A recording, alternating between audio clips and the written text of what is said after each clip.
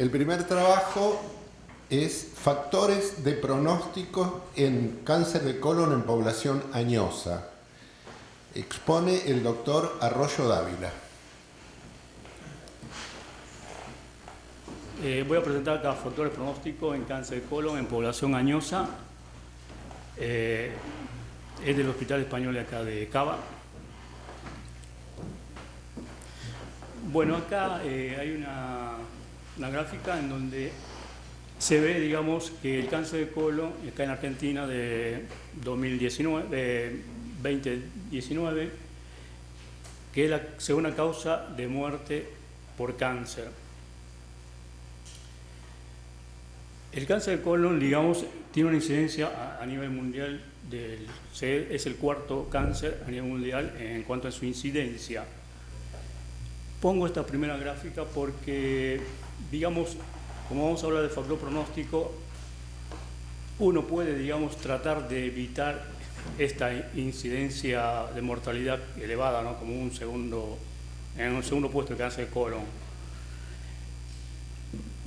Un parámetro importante, digamos, es los factores de riesgo, digamos, para evitar esta incidencia de mortalidad. Uno muy bien sabe que los factores de riesgo están relacionados con el individuo, su forma de ser, su estilo de vida, mejor dicho. Dentro de eso, bueno, está cómo come, una buena alimentación. Obviamente la obesidad es otro factor de riesgo para padecer el cáncer de colon, que son todos estos factores modificables, digamos, ¿no? El alcohol, la carne roja, la falta de actividad física, y hay otros factores de riesgo que lamentablemente no podemos modificar, que es la parte genética, en donde, bueno, lamentablemente el individuo tiene que vivir con el síndrome de Lynch o la poliposis adenomatosa familiar, que eso obviamente uno no lo puede modificar. Factor de riesgo también tenemos la diabetes, el alcohol, el que fuma. Todo eso, digamos, es un factor de riesgo para tratar de ver si se puede modificar o no este mal concepto que tenemos de la causa de muerte por cáncer de colon en el segundo lugar. Bueno, y acá tenemos los factores pronósticos que, digamos, están relacionados con la enfermedad. Y hay otro parámetro que al final lo voy a decir que también es importante. Bueno, acá los factores pronósticos va a ser que todo el mundo ya conocemos, que es el grado de infiltración del tumor a nivel de la capa muscular, ¿no? Que sería el T. De ahí la parte ganglionar. Y por último, esa diseminación a distancia, que sería la M, la metastásica. Sabe muy bien que, digamos, cuanto menos es el T, mayor sobrevida tiene el paciente. Aunque un T, digamos, 4 con ganglios negativos también es bastante, digamos, de mal pronóstico relacionado con un T2 o un N1. En cuanto a la cantidad de ganglios, digamos, que el cirujano tiene que extraerlo, digamos, como mínimo tiene que, en el informe anatomopatológico tiene que ser 12 ganglios para determinar si realmente se toma como positivo o negativo. En caso de que, digamos, los 12 ganglios vienen negativos, ¿no? Pero si vienen 8 y negativo, es un factor de riesgo que, digamos, faltó evaluar al paciente adecuadamente. La obstrucción, la perforación intestinal son también factores de riesgo de mal pronóstico. Y los síndromes hereditarios, como el Lynch y la poliposis adenomatosis familiar, que eso lamentablemente uno no lo puede modificar, pero, digamos, uno puede, cuando se diagnostica a una persona con cáncer de colon, se lo puede estudiar a ver si esa persona puede ser, digamos, puede tener el tipo de síndrome hereditario de Lynch como para vigilar al resto de la familia.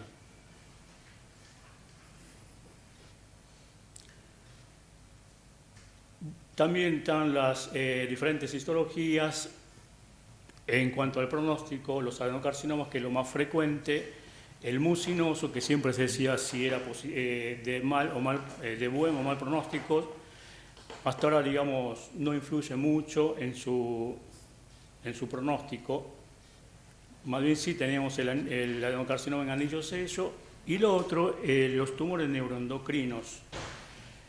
Habitualmente los tumores neuroendocrinos están ubicados en el apéndice y en el recto, pero digamos, un neuroendocrino a nivel del colon nos indica un paciente que tiene un mal pronóstico en su evolución. El grado histológico, bueno, el grado histológico grado 3 nos habla de la desdiferenciación celular y también es un pronóstico de alto riesgo. Minuto, por favor.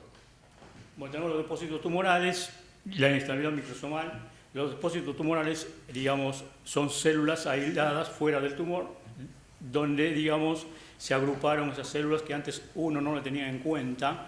Y si, digamos, en el informe anatomopatológico vienen estos depósitos y el paciente no tiene ganglios, uno lo puede clasificar como si fuera un N1. La inestabilidad microsomal es un defecto genético, digamos, que se presenta en un 15% de los pacientes y tiene como, no un factor adverso, sino de buen pronóstico en los pacientes que tienen esta inestabilidad. Quizás ahora que tenemos el tratamiento adecuado de la inmunoterapia, cambia también ese pronóstico, ¿no? Y acá tenemos la gráfica de los pacientes que teníamos nosotros. Evaluamos 45 pacientes, 22 fueron femeninas y 23 masculinos. La gran mayoría tuvo el adenocarcinoma, que es lo más común. Por su localización, la gran mayoría de estos pacientes se localizaban en el intestino ascendente.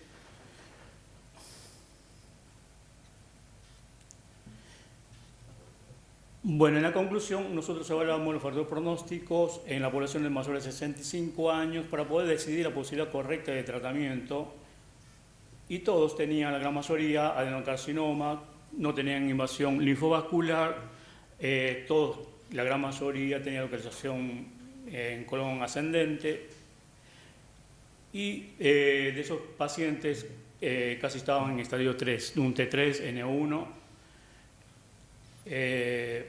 La baja inestabilidad microsomal, los depósitos tumorales también eran bajos, y todos estos pacientes recibieron obviamente el tratamiento quirúrgico que corresponde y el tratamiento oncoespecífico.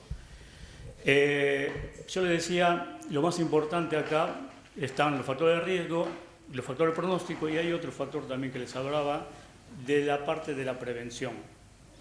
Obviamente en los factores de riesgo hay cosas que no vamos a poder modificarlo, como la parte de herencia, pero el estilo de vida se lo puede, digamos, modificar. Y en cuanto a los factores de riesgo propios, uno empezó, cuando empezó la oncología, con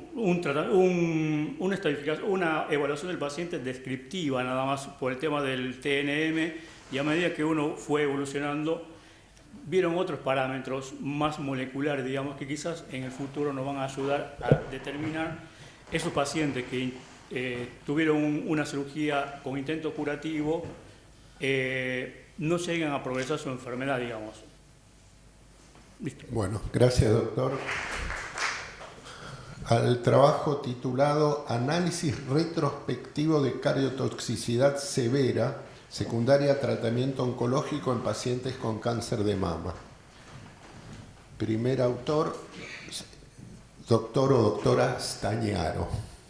Bueno, buenos días a todos. Mi nombre es María José, soy residente de segundo año del Hospital Ramos Mejía. Bien, bueno, hoy les vengo a hablar de un trabajo que realizamos en conjunto con el servicio de cardiología de nuestro hospital, que está titulado como Cardiotoxicidad severa, secundaria al tratamiento oncológico en pacientes con cáncer de mama. Sabemos que, bueno, que en las últimas décadas ha disminuido ampliamente la mortalidad relacionada con el cáncer de mama en el desarrollo de las nuevas terapéuticas, y esto trae aparejado la importancia de los efectos adversos de las terapias que utilizamos. Bien, el objetivo de este estudio fue describir la frecuencia de la cardiotoxicidad severa secundaria al tratamiento oncológico en pacientes con cáncer de mama y la importancia del manejo multidisciplinario en conjunto con el servicio de cardio-oncología del hospital. Realizamos un estudio observacional retrospectivo basado en los datos recopilados de las historias clínicas de 72 pacientes con cáncer de mama que recibieron tratamiento con drogas cardiotóxicas entre los periodos comprendidos entre diciembre del 2018 y mayo de 2024. Definimos como disfunción ventricular a la disminución absoluta mayor al 10% de la fracción de eyección del ventrículo izquierdo. Podemos ver en los gráficos, sobre todo en el gráfico de la izquierda, que un porcentaje no menor, el 87% de nuestras pacientes tenían factores de riesgo cardiovascular. El mayor porcentaje estuvo representado por la hipertensión arterial, con un 51% de nuestras pacientes, diabetes en un 11.1% y el 32% casi de nuestras pacientes tenían más de 2 factores de riesgo cardiovascular asociados a la hipertensión y la diabetes que mencioné anteriormente. Los prevalentes eran el tabaquismo y la obesidad. Un pequeño porcentaje de nuestras pacientes había recibido radioterapia previa en el contexto de una neoplasia que había tenido antes de su tumor de mama. Una paciente tuvo una ACV, una tenía antecedente de arritmia y otra paciente tenía antecedente de un TEP post-mastectomía. En cuanto a los esquemas utilizados, en el gráfico de la derecha vemos que mayoritariamente utilizamos antraciclinas más taxanos. En segundo lugar, casi con un 30%, se utilizó antraciclinas más terapia anti-ER2, trastuzumab o pertuzumab. En un 16.7% utilizamos terapia anti-ER2 y el 11% de otras terapias está representada por inhibidores de ciclinas u hormonoterapia. En cuanto a los resultados, pudimos ver que el 89% de las pacientes estuvieron expuestas a esquemas que contenían antraciclinas o terapia anti-ER2, de las cuales 5 pacientes debieron interrumpir el tratamiento. Las vemos representadas en la porción roja del gráfico de torta. El 63.9% presentó cardiotoxicidad sin suspensión del tratamiento. Acá vuelvo a destacar la intervención del servicio de cardiología del hospital, que les realizó el seguimiento a nuestras pacientes. La mayoría de las que presentaron cardiotoxicidad sin suspensión del tratamiento tuvieron o un agravamiento de la hipertensión previa, aparición de la hipertensión en pacientes que no padecían ese factor de riesgo, y el segundo evento reportado en mayor frecuencia fueron las dislipidemias. Es importante destacar que a pesar de que 5 pacientes tuvieron insuficiencia cardíaca global como efecto adverso, no se reportaron muertes asociadas al tratamiento. Como conclusión, evidenciamos la relevancia de la cardiotoxicidad severa en pacientes con cáncer de mama tratadas en conjunto con quimioterapia y terapia anti-ER2 o en separado, y la alta prevalencia de factores de riesgo es lo que resalta la necesidad del trabajo interdisciplinario entre el servicio de oncología y de cardio-oncología del hospital.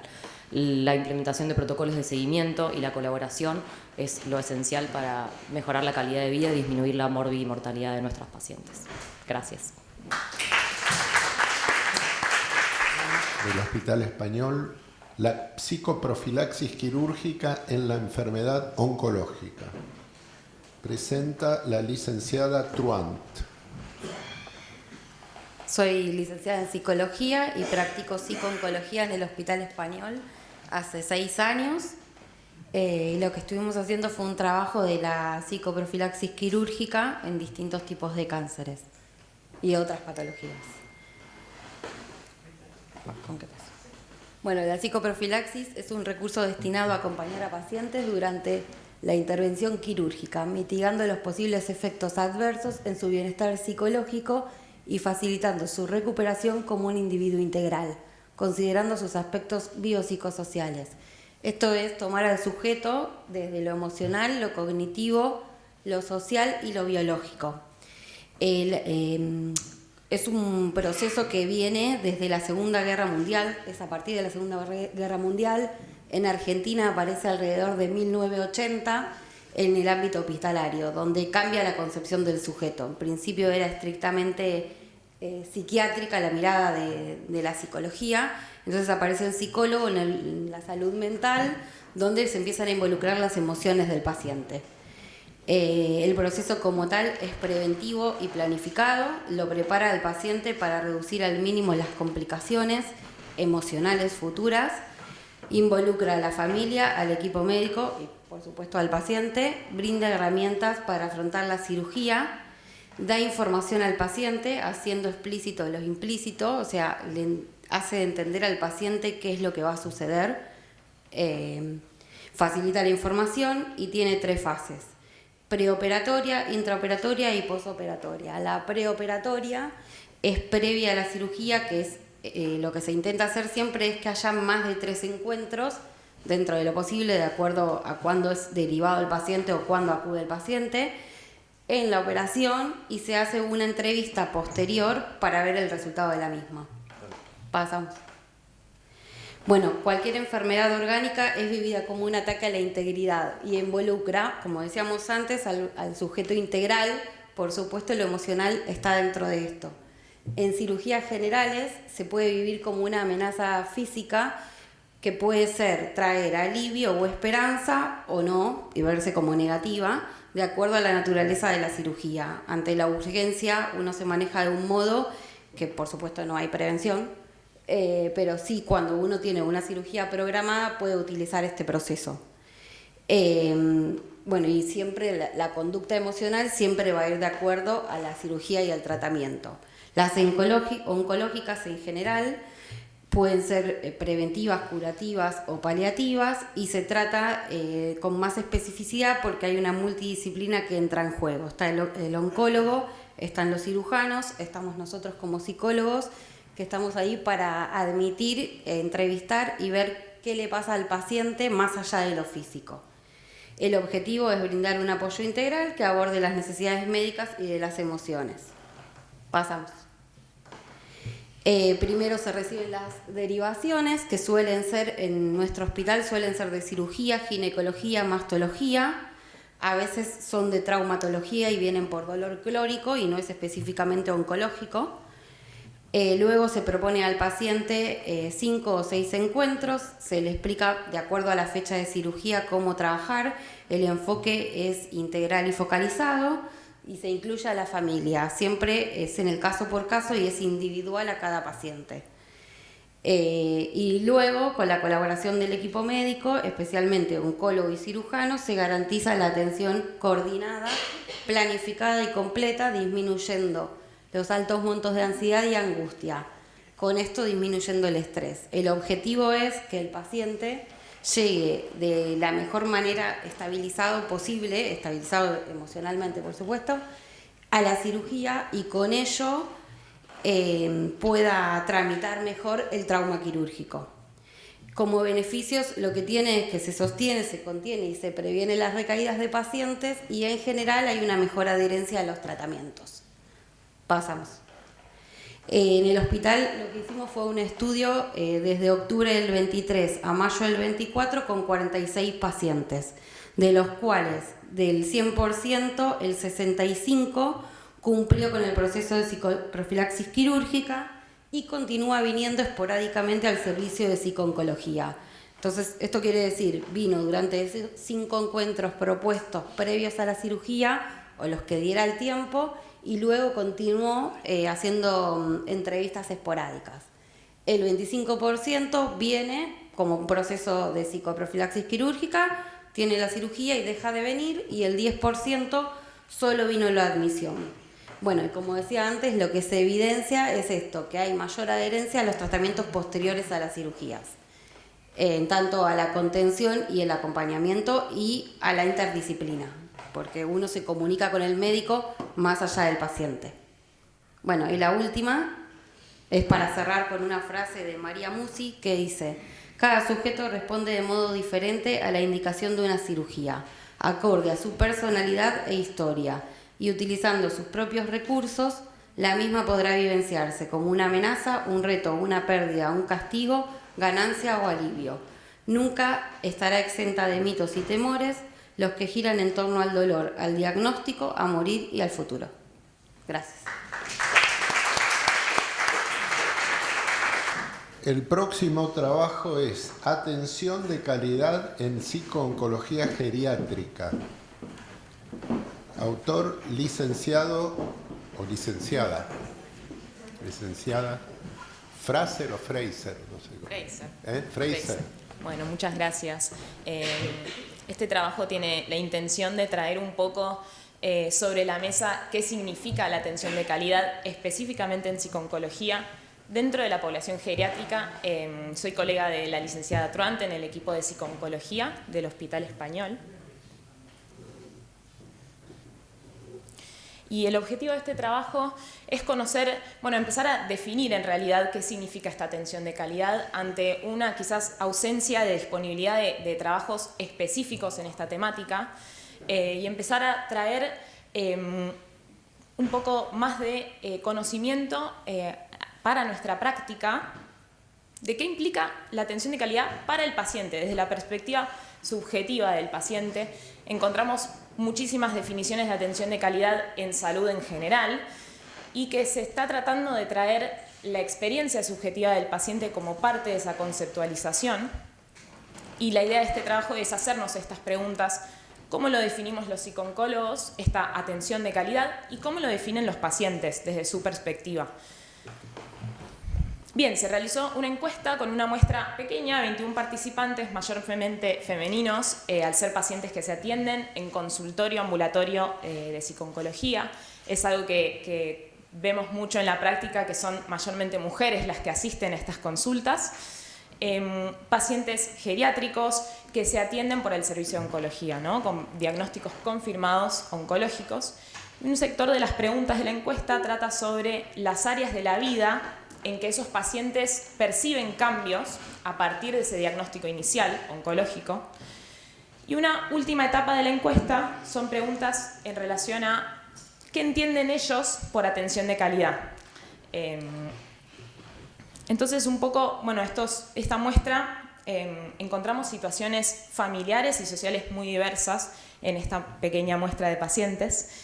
Y encontramos en esta segunda etapa de preguntas, ¿no? Esto de reconocer qué cambios en la vida ven estos pacientes, y encontramos una alta prevalencia de problemas en distintas áreas de la vida. La psicooncología trata de traer estas áreas de la vida más allá de lo médico, más allá de lo físico, áreas sociales, áreas familiares, áreas laborales incluso, y cómo todos estos cambios van a también influir sobre la experiencia del paciente.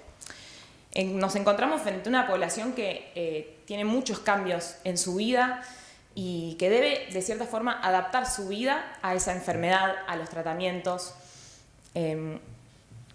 Entonces, frente a esto, se les solicita a los pacientes en esta tercera etapa que les comentaba sobre qué significa la atención de calidad en psicooncología para ellos. Y un poco, quizás la definición que hacemos desde el lado profesional de la atención suele atarse mucho a la adherencia al tratamiento, ¿no? Si logramos favorecer la famosa adherencia al tratamiento en los pacientes, si podemos comprobarlo, si podemos favorecerlo asistiendo a estas necesidades en otras áreas, ¿no? Por fuera de lo médico, que van a influir en ese compromiso. Entonces, un poco la pregunta es, les hicimos un listado de enunciados a los pacientes para que le otorguen un puntaje a estos enunciados. Enunciados con distintos criterios que tienen que ver con la calidez humana, criterios que tienen que ver con la adherencia al tratamiento. Y encontramos que, bueno, un poco podíamos prever que los enunciados con respecto a la calidez humana del psicooncólogo iban a tener un puntaje alto, y efectivamente así fue. Pero el dato quizás que sorprendió es que en el enunciado, en relación a la adherencia al tratamiento, no tuvo la mayoría, o quizás un peso tan grande como esperábamos, de puntajes altos. O sea, ¿cuál es la concepción del paciente? Que quizás no en todos los casos la adherencia al tratamiento era una prioridad de su atención desde psicooncología, ¿no? Y ese quizás fue el dato que destacamos como para seguir conceptualizando desde la experiencia subjetiva del paciente qué significa ser atendido por psicooncología. Bien, entonces, para cerrar un poco, me parece importante destacar esto, ¿no? Que venimos hablando sobre quiénes son los pacientes que tenemos enfrente, los cambios que perciben en su vida cotidiana, este quiebre en la vida del que hablaba la colega Truant, este quiebre que perciben las personas, porque realmente son muchos cambios en la vida de una persona. Y bueno, destacar entonces esto que mencionaba antes, que la calidez humana tiene un peso muy grande en lo que perciben los pacientes al ser atendidos. Y también un poco proponer cómo continuar este trabajo y esta exploración como para poder seguir definiendo qué significa esta expectativa del paciente, la experiencia subjetiva, y así poder también pasar a una evaluación más efectiva de nuestros servicios. Muchas gracias. El título del próximo trabajo, La radioterapia y el juego. Presenta Mariana Quiroga. Mariana. ¿Qué tal? Bueno, buenos días. Bueno, como ya me presentaron, mi nombre es Mariana Quiroga, yo soy técnica radióloga y realicé este trabajo con el licenciado en producción de bioimágenes Facundo Gottfried, que es mi compañero, y somos técnicos del servicio de radioterapia del Hospital Garrahan, ¿no?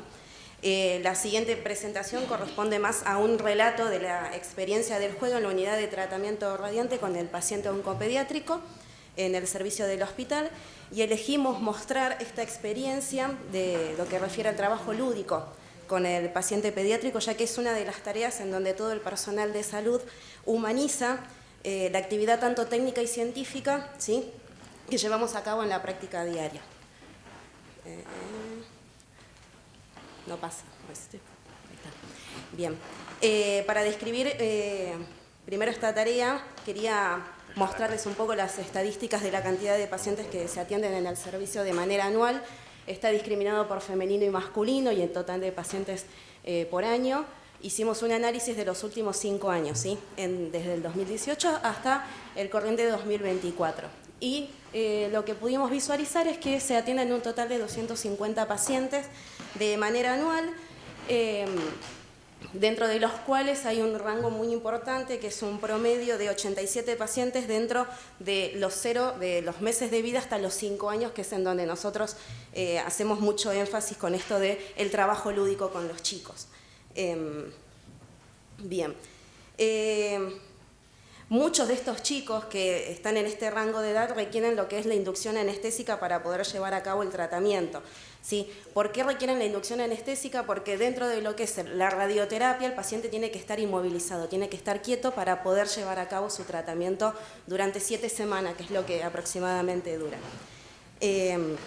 En el hospital, en el servicio de radioterapia, nosotros contamos con una sala de juegos, ¿sí?, que se programó y se planificó a partir del año 2005. Ya no hay una sala de espera común donde los chicos esperan con los papás, sino que hay una sala de juegos en donde pueden compartir con otros niños, ¿sí?, con sus pares, un momento o reemplazar un poco la actividad escolar y demás que ellos van perdiendo también por estar en este estado de la enfermedad.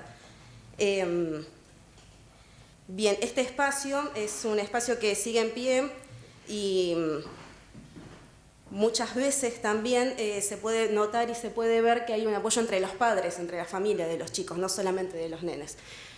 Juegan entre ellos y además los padres logran comunicarse y arman toda una red de contención. Nosotros nos enteramos hace poco que hasta tienen un grupo de WhatsApp en donde van agregando a los diferentes padres y se van conteniendo entre ellos. Acá quiero también hacer un paréntesis, porque muchos de los chicos que ingresan al hospital son del interior, ¿sí? La mayoría son de otras provincias y muchas veces vienen solamente con un familiar desde sus provincias. Entonces se encuentran en esta situación de dolor, en este estado de lo que es atravesar una enfermedad como es el cáncer, con el papá, con la mamá o con algún familiar o tutor, ¿sí? Entonces en esta sala se encuentran todas esas historias también y logran poder tener una especie de terapia de grupo, le decimos nosotros. Dejan de sentirse solos por un momento, digamos, o por lo menos por un rato. También contamos con un profesor de arte que viene 2 veces a la semana, en donde ellos pueden juntarse y pintar también ahí antes de entrar a la sala de tratamiento. Bien. ¿por qué quería hacer una introducción a esto de la sala de juego y demás? Y hablar un poco de lo que es la inducción anestésica para el procedimiento de lo que es la radioterapia. Porque este es el equipo de tratamiento que tenemos actualmente en el hospital. Es un Varian Unique, ¿sí? Es un acelerador lineal de electrones. Y el paciente se ve en una de las imágenes que lleva una máscara termoplástica y tiene que estar quieto. Los nenes de más de 10 años, con todo este trabajo lúdico que nosotros hacemos antes de que entren a la sala, podemos lograr que se queden quietos e inmovilizados mientras dura el tratamiento. El tratamiento dura aproximadamente 10 minutos, de 10 a 20 minutos, dependiendo de la patología. Con los más chiquitos sí o sí hay que anestesiarlos, ¿sí? Menores de 7 u 8 años, la mayoría se anestesian por el miedo de quedarse solos ahí adentro, porque en la sala no puede quedarse ningún familiar más que el paciente. Con todo este juego que nosotros realizamos, también tenemos una autobatería, como se ve ahí, que en las primeras semanas en donde arrancan sus sesiones, lo que hacemos es que ingresen, ¿sí? Al búnker con ese auto, reconozcan el espacio, lo vean, más que nada para que no se asusten, porque ellos lo que tienen es miedo a lo desconocido. Entonces nos tomamos todo ese trabajo para que después la inducción anestésica sea o menos invasiva y no lo tomen como una amenaza, ¿sí? Porque también es una situación muy traumática para ellos, o reducirla, ¿sí? En niños mayores de 4 años muchas veces logramos reducir o sacarles las anestesias y se quedan quietos, ¿sí? Ahí adentro. Uy, me fui para atrás, perdón. Para poder mostrarles eso, elegimos una imagen de uno de los últimos pacientes con mi compañero, que es un paciente de 3 años, ¿sí? Lo que hicimos y lo que le pedimos, porque la primera semana de tratamiento de este chico, de este nene, que estaba solo con la mamá, es un nene de Salta, anestesiarlo era muy difícil, había que agarrarlo entre 5 o 6 personas, era todo muy invasivo, muy traumático para él. Entonces lo que le pedimos a la madre es que le compre un oso, que le traiga un oso de apego, algún juguete de él, para poder explicarle a través de este oso cómo iba a ser su tratamiento, dónde iba a estar acostado, cómo era la anestesia, cuáles eran los instrumentos de anestesia que se utilizaban. En estos pacientes se utiliza lo que es el Seborancia, es una anestesia inhalatoria, porque es un ratito nada más que tienen que estar. Este nene todos los días, después de que primero que una vez que trajo su oso ya dejó de ser tan traumático el paso por el servicio, y todos los días lo que hacía es lo que se ve en el video, que es acostar al oso y él al dormirlo, primero dormía al oso para después lo que hacía es dormir él al lado de su oso. O sea, contábamos todos hasta 10, por eso estamos todos aplaudiendo ahí, y después él decía, bueno, ahora bebé, y se ponía él solo la máscara. Minuto, Perdón. Bien, este caso es el reflejo del trabajo diario que nosotros hacemos en el hospital. Tenemos un total de aproximadamente 12 pacientes, 13, 20 como máximo por día, ¿sí? Nos tomamos 1 hora a veces con cada chico. Tenía más cosas para decir, pero me las olvidé. Pero bueno, quería como la conclusión y el objetivo de la charla es contarles un poco la importancia del trabajo lúdico con el chico, no solamente con el paciente, la niña o el niño, sino también con la familia. ¿Sí? Esta intervención es muy importante porque baja, y lo que pudimos ver nosotros es que baja los niveles de estrés y de angustia, y este proceso traumático de la anestesia para los nenes. Esa foto somos todos los que trabajamos en el servicio actualmente. Es un equipo súper completo y siempre lo que vamos con un fin común, ¿sí? Que es poder proporcionar un trabajo de calidad para los chicos, ¿sí? Bueno, muchas gracias. No sé si algo.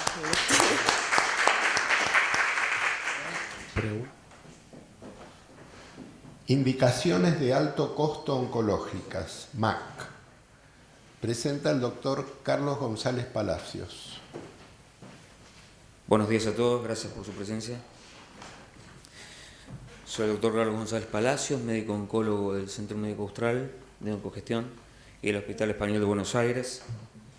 El trabajo a presentar lo hemos realizado con el doctor Marcelo Blanco Villalba y Juan Pablo Re, con quienes trabajamos en equipo y en conjunto en auditoría oncológica, y de eso se trata el trabajo de hoy. Brevemente, se trata de las indicaciones de alto costo oncológicas. En la actualidad hemos comparado desde el comienzo del año 2023 a la fecha.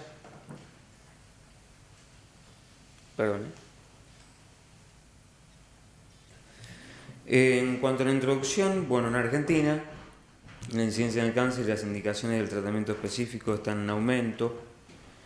En la actualidad hay una situación de estrés económico creciente en el sistema de salud, el cual produce cambios en las indicaciones oncoespecíficas. Bueno, los objetivos que nos hemos planteado fue determinar los cambios en la práctica oncológica en nuestro país, en la Argentina. La población que se utilizó fue las obras sociales que hemos auditado, por ejemplo, hasta comienzo del año pasado, del año 2023, como SPEDIC, y en la actualidad también con Sano Salud de la ciudad de Córdoba. Se utilizó también la información devenida de las indicaciones en el ámbito nacional, de las solicitudes y las prescripciones que nos han llegado. En la región del AMBA, dentro de las tareas de auditoría, que concentra todas las indicaciones de tumores sólidos y oncomatológicos. Así se comparó las indicaciones durante 3 meses.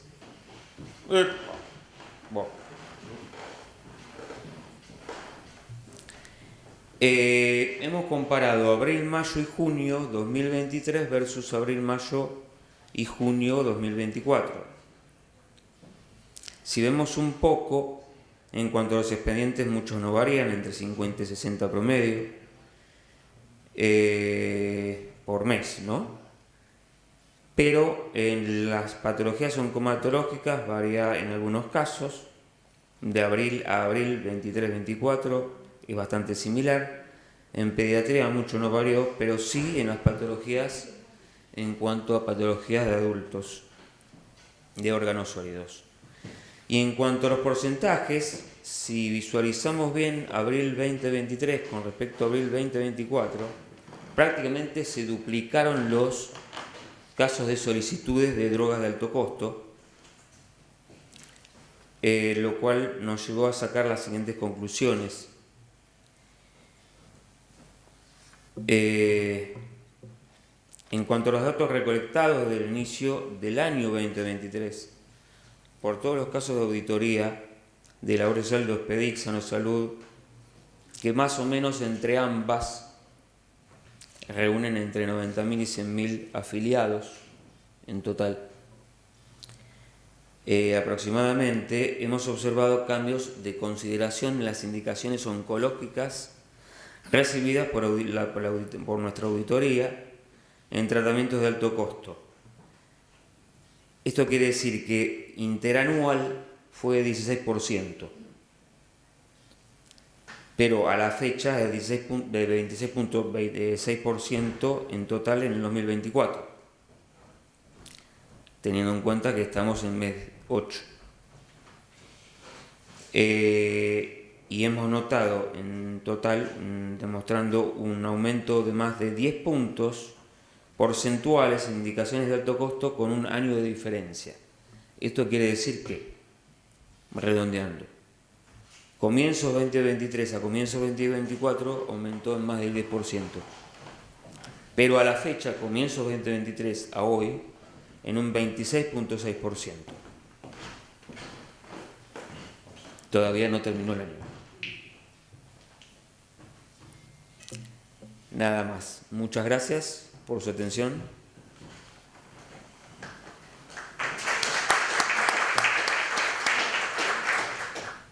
El próximo trabajo, incidencia de tumores raros.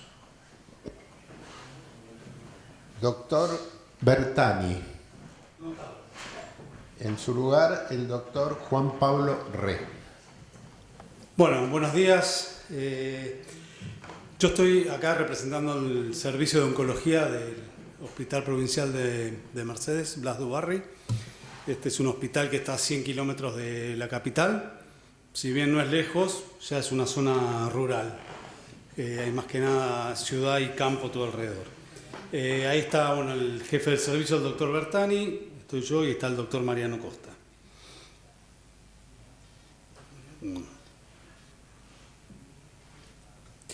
Bueno, nos planteamos ahí en el servicio, dada la estadística de pacientes que estamos teniendo, nosotros descubrimos que en Argentina la incidencia del cáncer, es bien sabido, se encuentra en un aumento sostenido históricamente, Consecuentemente, hay mayor incidencia de tumores de baja frecuencia, que tienen una prevalencia menor a 6 por cada 100.000 habitantes. Nosotros quisimos valorar el porcentaje de tumores raros en la atención diaria de un hospital público de la provincia de Buenos Aires.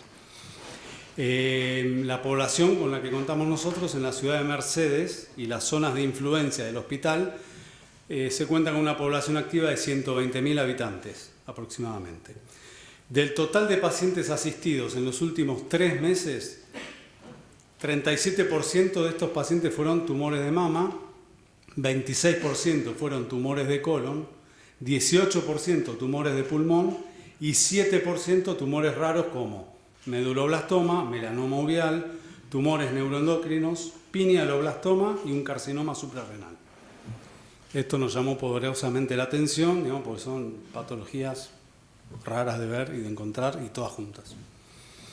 Entonces, utilizamos la información devenida de la estadística de la atención de los pacientes del hospital. Nosotros estamos atendiendo pacientes todos los días de lunes a viernes por la mañana. Encontramos un aumento significativo de tumores de baja frecuencia, como los mencionados, llegando a representar más de 1 a 3% de lo esperado. Entonces, nuestra conclusión es que según la estadística del Hospital Provincial Blas Dubarry, encontramos tumores que plantean desafíos terapéuticos por la baja incidencia de los mismos y consideramos, entre otras cosas, mandatorio estudios de impacto ambiental para definir si hay relación con algún agente oncogénico zonal, dadas las características de la zona. Muy bien.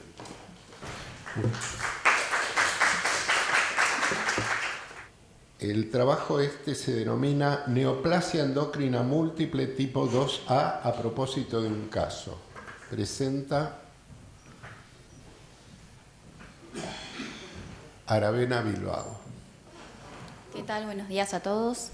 Bueno, mi nombre es María Florencia Aravena, yo soy residente del Hospital General de Agudos Teodoro Álvarez y nuestro trabajo es hablar a propósito de un caso de una neoplasia endocrina múltiple de tipo 2. Bueno, como introducción sabemos que las neoplasias endocrinas múltiples, NEM o conocidas como MEN también, existen de 3 tipos, la tipo 1, tipo 2 y tipo 4. En este caso la tipo 2, bueno, como todas las neoplasias endocrinas múltiples, son trastornos genéticos autosómicos dominantes que se caracterizan por la presencia de tumores múltiples en glándulas endocrinas. Particularmente las tipos 2 se dividen en 3 grupos, 2A, 2B y la tipo familiar. La tipo de 2A es la más común y está afectado por un cáncer medular de tiroides, también presenta feocromocitoma e hiperplasia paratiroidea. La 2B es más rara, es más agresiva, presenta también cáncer medular de tiroides, feocromocitoma, tienen un fenotipo de tipo marfanoide y algunas características gastrointestinales como neuromas gastrointestinales que les producen síntomas. El NEM tipo 2 familiar presencia únicamente de carcinoma medular de tiroides, sin ningún otro tumor afectando. Particularmente el 2A se debe a mutaciones del tipo del protooncogen RET, que codifica un receptor de tirosina quinasa. Este se activa en la señalización del mismo y produce una proliferación celular anormal, generando tumores en las distintas glándulas. El tratamiento depende, obviamente, de las glándulas que estén afectadas, la gravedad de los mismos, la sintomatología que presente el paciente, y en general se puede abordar mediante un tratamiento quirúrgico, sistémico o abordar en conjunto. El caso clínico que presentamos nosotros es una paciente de 38 años que es oriunda de Paraguay, es femenina. Como antecedentes presentaba en el año 2006 un carcinoma medular de tiroides a sus 20 años, por lo que realizó una tiroidectomía más vaciamiento ganglionar. En el año 2009 realizó una tumorectomía con un feocromocitoma de la glándula suprarrenal izquierda a sus 23 años. Realizó sus controles en Paraguay y en el año 2024 consulta por primera vez en nuestro hospital, en el servicio de endocrinología, en el cual presentaba sintomatología de dolor y distensión abdominal, presentaba taquicardia y sudoración en extremidades. Se realizó una tomografía en la cual evidenciaba una lesión a nivel de la suprarrenal derecha de aproximadamente 60 milímetros y en la suprarrenal izquierda de 40 milímetros. Se realizó laboratorios para estudiarla debido a sus antecedentes, en los cuales evidenciaba una calcitonina de 2530 valor, TSH por encima de 75, una T4 libre de 0,58, tenía metanefrinas plasmáticas y normometanefrinas por arriba de 1000. La sospecha principal fue una recaída de su enfermedad. y se hizo por sus antecedentes, por los síntomas y por las imágenes, además del laboratorio, por su edad temprana, un diagnóstico clínico de NEM tipo 2, con una recidiva actual. Se realizó ateneos interdisciplinarios con el servicio de cirugía, con el servicio de cardiología y endocrinología, y se decidió realizar adrenectomía bilateral. Se instauró un tratamiento cardiológico para su hipertensión, endocrinológico para su hipotiroidismo y sostén con hormonas por la adrenectomía bilateral que iba a llevar a cabo. Durante la cirugía el servicio de cirugía evidencia una lesión única y sospechosa a nivel del hígado que no estaba vista previamente en las imágenes, por lo que se toma biopsia.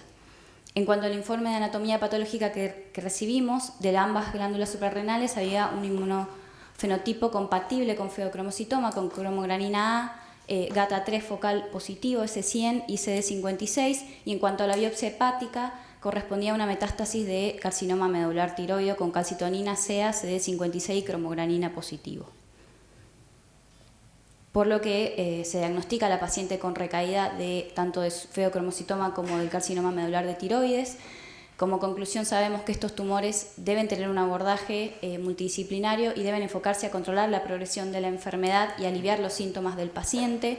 Sabemos que contamos con algunas terapias dirigidas particularmente a los pacientes que presenten, por ejemplo, el oncogen mutado del RET, con vandetanib. También tenemos casos con cabozantinib, con PFS mejores que mejoran en estos pacientes.